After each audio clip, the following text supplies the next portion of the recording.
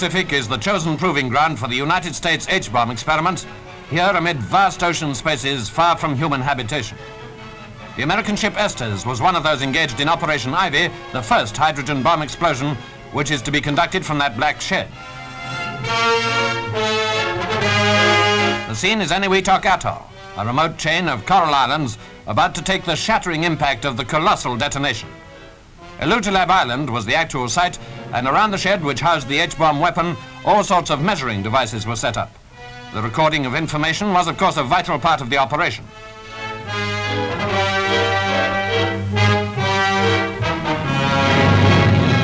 In a few minutes now, the reaction to what was at the time the greatest man-made explosion ever set off would be computed by the instruments.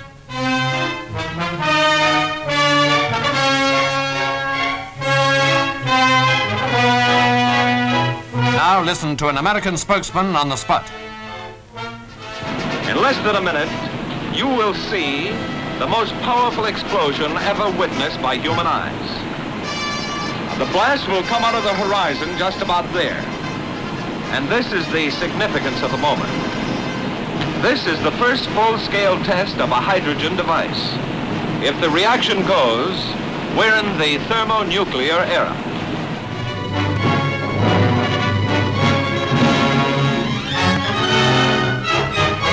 The last few seconds are counted.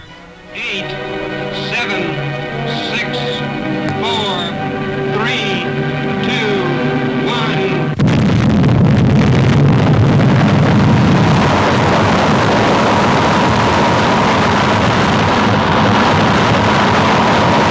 The shock waves of the world's first H-bomb rushed towards the onlookers, and spellbound they watched something never seen before.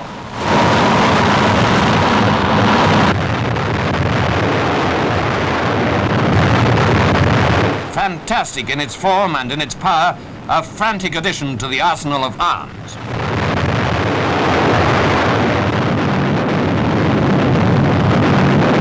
The violence of the bomb is comparable with the energy released by the sun itself.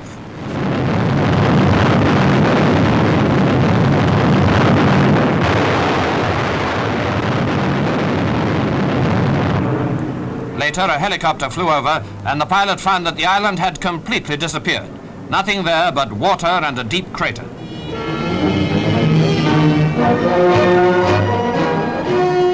The former island is outlined in this diagram. The crater, which it had now become, could contain, says St. Paul's Cathedral, a score of times. Other islands of the atoll were stripped and scorched, everything on them withered or melted by the blast.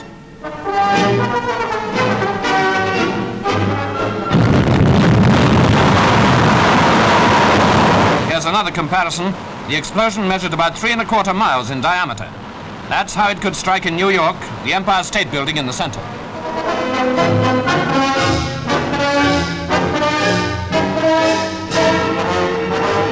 Any capital city could have its center devastated. In London, for instance, the giant fireball would cover an area from Westminster in the west to Tower Bridge in the east.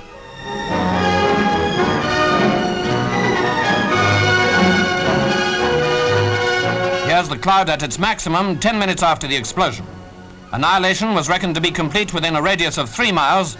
Up to 7 miles, damage was very severe. Beyond that, somewhat lighter. And H-bombs that followed have been terrifyingly greater in fact and in significance.